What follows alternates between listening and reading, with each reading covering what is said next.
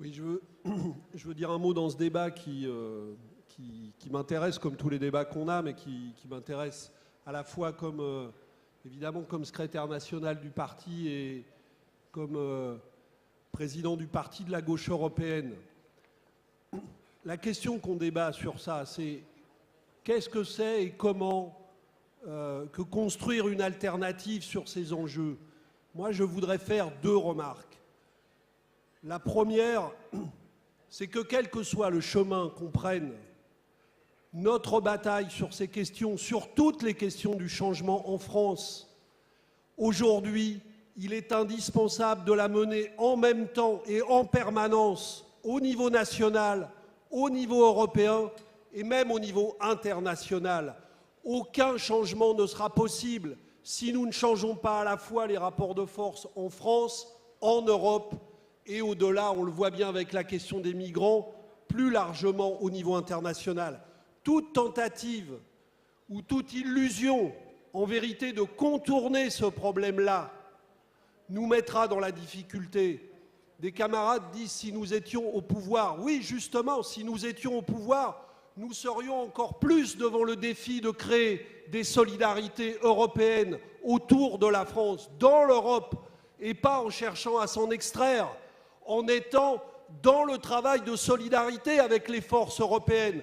Parce que nous avons la question, nous le voyons bien en France, sur la loi travail.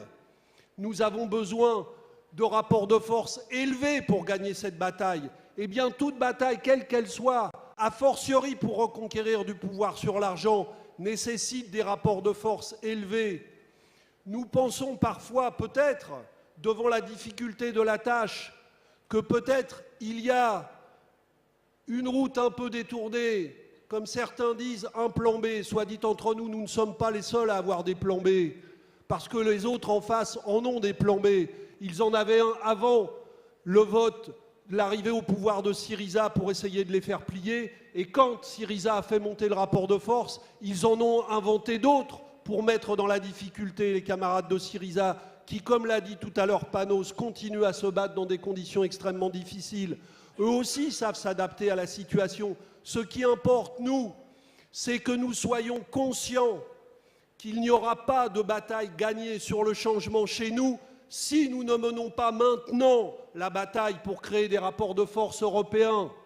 Et nous ne pouvons pas renvoyer cette question à quand nous serons au pouvoir, ou quand nous aurons fait ci, ou quand nous aurons fait ça. Cette question se pose maintenant. Nous sommes en ce moment, par exemple, avec Éric Bocquet, engagés dans une bataille contre l'évasion fiscale. Eh bien, elle oblige à les battre au niveau européen aussi sur cette question. Et c'est possible, parce que la bataille, elle est en train d'évoluer. Évidemment, elle n'est pas facile, on ne va pas gagner, il ne suffit pas de se lever une fois pour y arriver. Et c'est la même chose sur la BCE. J'entends dans un certain nombre de choses, finalement, des camarades qui disent « Mais Denis, Yves ont raison ». Mais au fond, ils ne le disent pas toujours exactement comme ça. Comme on ne va pas y arriver à faire ce qu'ils nous disent, il faut prendre un autre chemin.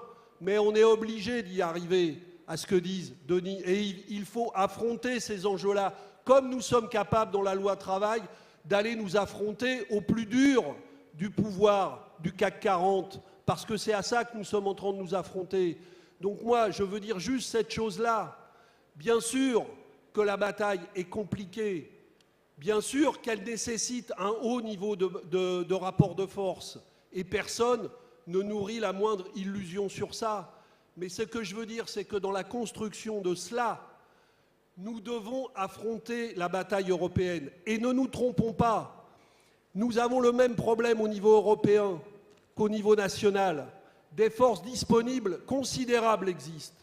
Elles se battent chacune dans leur pays, mais elles ne sont pas assez ensemble. Et le problème que nous avons en France, que des forces disponibles pour résister ne sont pas assez ensemble pour offrir une perspective politique. Nous avons le même en Europe, et de manière encore peut-être plus compliquée. Mais ces forces-là, elles existent. Nous ne sommes pas seuls en Europe. Il y a énormément de forces. Seulement, là aussi, il faut faire un travail permanent pour permettre ces convergences.